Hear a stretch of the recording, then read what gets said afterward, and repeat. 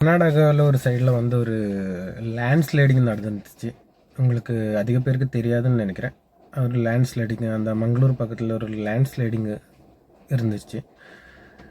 அங்கே வந்து பார்த்திங்கன்னா ஒரு 5-7 பேர் இறந்துருந்தாங்க. இப்போவும் ஒரு 2-3 பேருக்காக சர்ச்சிங் நடந்துக்கிட்டு இருக்கு. அங்கே வந்து பார்த்திங்கன்னா ஒரு பையன், கேரளாவில் சேர்ந்த ஒரு பையன், அவனோட பேர் வந்து அர்ஜுன் சொல்லி ஒரு பையன், மலப்புறக்காரன். அவன் வந்து பார்த்திங்கன்னா அவனோட லாரியும் அவனும் மிஸ்ஸு. ஆனால் இது வந்து பார்த்திங்கன்னா இந்த லேண்ட்ஸ்லைடிங் நடக்கிற டைம் ஆனதுக்கு அப்புறமும் பார்த்திங்கன்னா அவனோட ஃபோனுக்கு கால் போயிருக்கு. அவனோட வண்டி வந்து பாரத் பென்ஸோட வண்டி.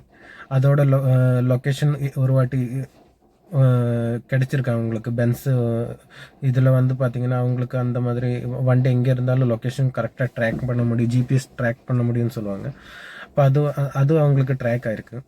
ஆனால் வந்து இன்னைக்கு வந்து 10வது நாள்னு நினைக்கிறேன், 9th டேன்னு நினைக்கிறேன், மோஸ்ட்லி 9th டே ஆயிடுச்சு. இது வரைக்கும் இந்த நிமிஷம் வரைக்கும் அந்த அவ்வளோ பெரிய வண்டி, அந்த ஒரு ஆள் வண்டி கூட கிடைக்கல, அந்த ஒரு ஆளும் கூட கிடைக்கல. இப்போவும் சர்ச்சிங்கில் தான் இருக்காங்க. இப்போ இதில் வந்து பார்த்திங்கன்னா கர்நாடகா கவர்மெண்ட்டை பற்றி ரொம்ப நெகட்டிவான விஷயங்களெல்லாம் ஹெவியாக வந்துக்கிட்டு இருக்கு.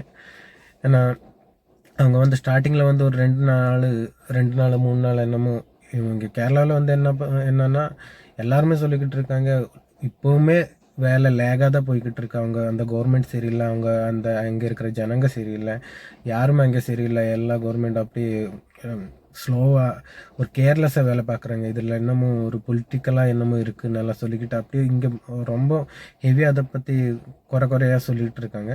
மேபி இருக்குன்னு நினைக்கிறது தெரியாது, அதை பற்றி ஃபுல்லாக எனக்கு தெரியாது. ஆனால் கூட அந்த ஸ்டார்டிங்கில் வந்து 1 or 2 days வந்து ரொம்ப லேகாக தான் வேலை நடந்துச்சு. அது அங்கே இருக்கிற லோக்கலே சொல்கிறாங்க. 1-2 days அங்கே வந்து வேலை வந்து ரொம்ப ஸ்லோ தான் போய்கிட்டு இருந்துச்சுன்னா. ஆனால் இது ஏன் இவ்வளோ பெருசாக இல்லாட்டி ஏன் இவ்வளோ ஹெவியாக நியூஸ் ஆகுதுன்னா, ஏன்னா நேற்றெல்லாம் வந்து பார்த்திங்கன்னா பட்ஜெட் டே, இந்தியாவோட பட்ஜெட் டே.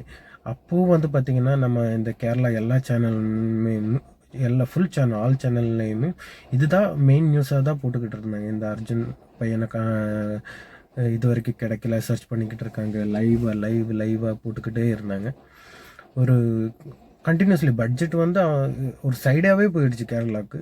மோஸ்ட்லி எனக்கு தெரிஞ்ச வரைக்கும் கேரளாவுக்கு பட்ஜெட்டோட ஒன்றுமே கிடைக்கல. அவங்க அதை வாட்ச் பண்ணால் கூட கேரளாவுக்கு ஒன்றுமே கிடைக்கல, தமிழ்நாடுக்கும் ஒன்றுமே கிடைக்கலன்னு எல்லாருக்குமே தெரியும். என்னமோ ஃபுல் மெயின் நியூஸாக இந்த நியூஸ் தான் போய்கிட்டு இருந்துச்சு. இப்போ கூட அந்த பையனை கண்டுபிடிக்க முடியல. அது ஏன்னா நான் முன்னாடி சொன்ன மாதிரி அவனோட ஃபோன் ஒரு வாட்டி ரிங் ஆகிருந்தது இந்த லேண்ட்ஸ்லைடிங் நடக்கிற டைமில். அதுக்கப்புறம் வந்து பார்த்திங்கன்னா இந்த லாரியோட லொக்கேஷன் கூடி இந்த ஸ்லைடிங் ஆனதுக்கப்புறம் லொக்கேஷன் கூடி இந்த ஜிபிஎஸ் சிக்னல் கிடைச்சதுன்னு சொன்னாங்க. அப்போ இது 2 இருந்தும் அந்த ஆள் உயிரோடு இருப்பாங்களே இல்லையான்னு எல்லாம் தெரியறதுக்காக மோஸ்ட்லி அவங்களுக்கு இப்போதைக்கு 9 நாள் ஆச்சு, ஒன்றுமே இல்லை, ஒரு ரிசல்ட்டும் இல்லை.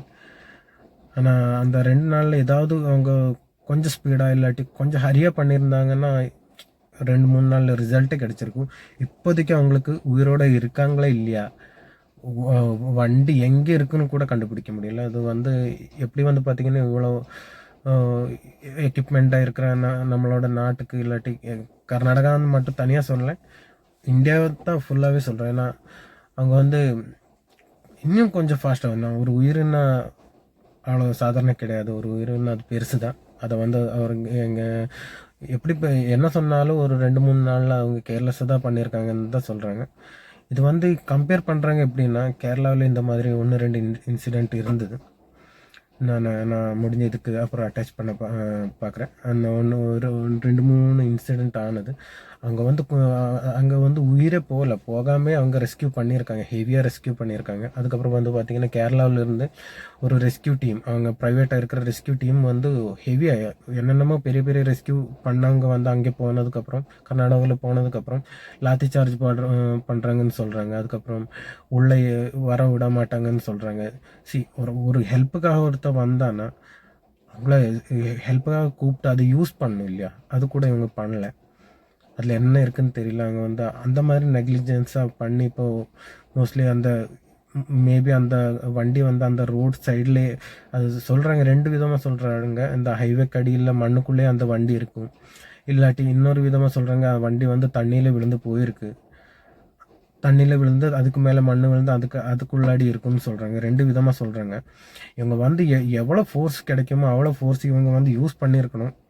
இவங்க வந்து அதெல்லாம் நெக்லெக்ட் பண்ணிவிட்டு யாரையும் வர விடாமல், யாரையும் யாரோட ஹெல்ப் இல்லாமல் இவங்க தனியாக ஒரு 10 பேர் நின்று அப்படியே பார்த்துக்கிட்டு இருக்காங்க. 10 பேர் நின்று எப்போ முடியுது இது? இனி எப்படி பார்த்தாலும் அந்த வண்டி வந்து நீங்கள் பார்த்தீங்கன்னா அந்த ரோட் சைடில் ஏதாவது கிடச்சிருச்சுன்னா அது வந்து பெரிய பிரச்சனை ஆயிரும். ஒரு ஒரு ஒரு மனுஷனோட உயிர் 10 நாள், அந்த மனுஷனோட உயிர் போயிடுச்சுன்னா அது பெரிய பிரச்சனை ஆயிரும். அது இவங்களுக்கு எதுக்காக இந்த மாதிரி நெக்லெக்ட் பண்ணுறாங்கன்னு தெரியல. அதுக்கப்புறம் வந்து பார்த்திங்கன்னா இதுக்கு இந்த அது கூடவே ஒரு 2 டேங்கர் லாரி இருந்துச்சுன்னு சொன்னாங்க. 2 டேங்கர் லாரி அந்த தண்ணிக்குள்ளே போயிடுச்சு, மண்ணோட சேர்த்து தண்ணிக்குள்ளே போயிடுச்சு. அதில் ஒரு டேங்கர் லாரி வந்து அது கூட தண்ணிக்கு மேலே மிதக்கிற மாதிரி காட்டிக்கிட்டு இருந்தாங்க. அதை வந்து ஹெச்பியோடன்னு நினைக்கிறேன். அதை வந்து அவங்களோட டீம் வந்து அதை கேஸ் லீக்கேஜ் எல்லாம் க்ளோஸ் பண்ணி அதை கரையில் எடுத்து வச்சுட்டாங்கன்னு இப்போதைக்கு அந்த மாதிரி தான் சொல்கிறாங்க.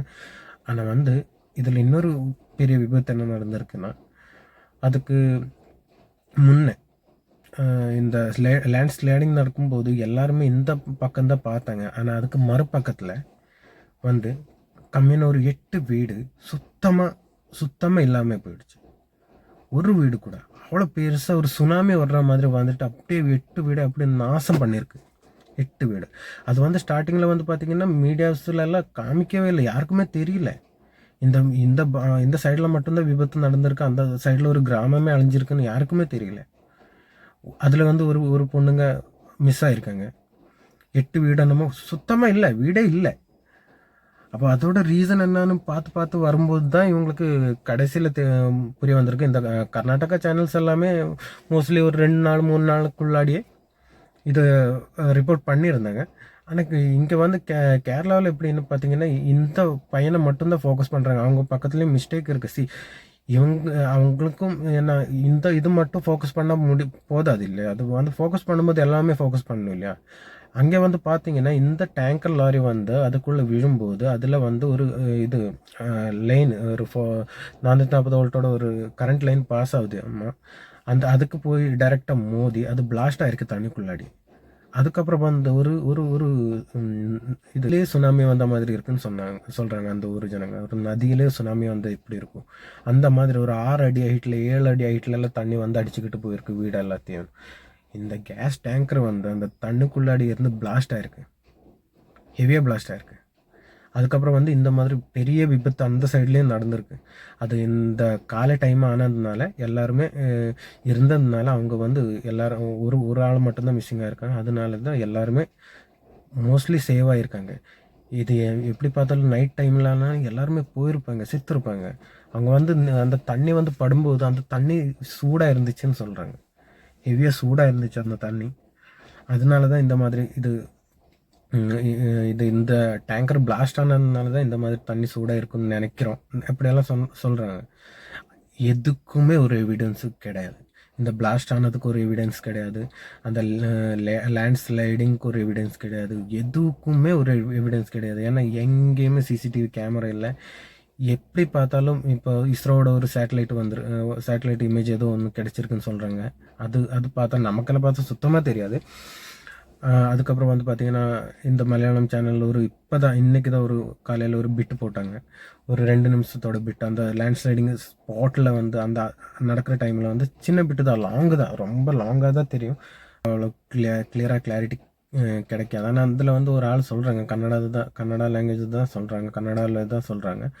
வந்து பார்த்திங்கன்னா இந்த லாரி வந்துக்கிட்டு இருக்கு, அதுக்கு மேலே இருந்து லாரி தண்ணிக்குள்ளே விழுந்துக்கிட்டு இருக்குன்னு சொல்லிட்டு அதை ஓடிக்கிட்டு இருக்காங்க எல்லாருமே. அவங்களுக்கு தெரியுது ஏதோ பெரிய பிரச்சனை வருதுன்னு தெரியுது, ஓடிக்கிட்டு இருக்காங்க. அவங்க ஓடுற டைமில் வந்து இந்த மாதிரி தண்ணி ஹெவியாக வர்றதாகட்டும், அந்த வீடு போகிறதாகட்டும், எதுவுமே இல்லை. அந்த ஒரு வீடியோ நான் இந்த சைடில் போடுறேன் பாருங்கள். அப்போ இந்த லேண்ட் ஸ்லைடிங்கும் எதுவுமே இல்லை. சடனாக வந்து பார்த்தீங்கன்னா, அவங்க ஓடுற டைம்லயே வந்து சின்னதா சவுண்ட் ஏதோ தெரியுது. அந்த டைமில தான் பிளாஸ்ட் ஆகிருக்குன்னு நெனைக்கிறேன். இப்போ சுருக்கமா சொல்லணும்னா, அவங்க வந்து 9 நாள் ஆச்சு. அந்த பையன கண்டுபிடிக்க முடியல. அந்த லாரி ஏதாவது தண்ணிக்குள்ள இல்லாம வெளியில ரோடுக்கு அப்புறம் இருக்கிற இதுல தான் அந்த பையன் இருக்கான்னு தெரிஞ்சிருச்சுன்னா, அது வந்து ரொம்ப கேவலமா வந்து போயிரும் இந்த கர்நாடகா கவர்மெண்ட்டுக்கு. ம். ஒரு உயிர்னா, அது உயிர் தான். கேர்லெஸ்ஸா இருக்கக்கூடாது எந்த விஷயத்துலயும். இப்போ அவ்வளோ பேர் போனாங்க. இந்த ஒரு பையன மட்டும் போனா என்னன்னு அவரு நெக்லெக்ட்டா பண்றாங்களோ என்னமோ தெரியல. ஆனா, நம்ம பண்ற விஷயத்த அதில என்ன ரிசல்ட் இருக்கோ இல்லையோ, அது நல்லா நீட்டா நியாயமா பண்ணணும்னு தான் நான் சொல்றேன்.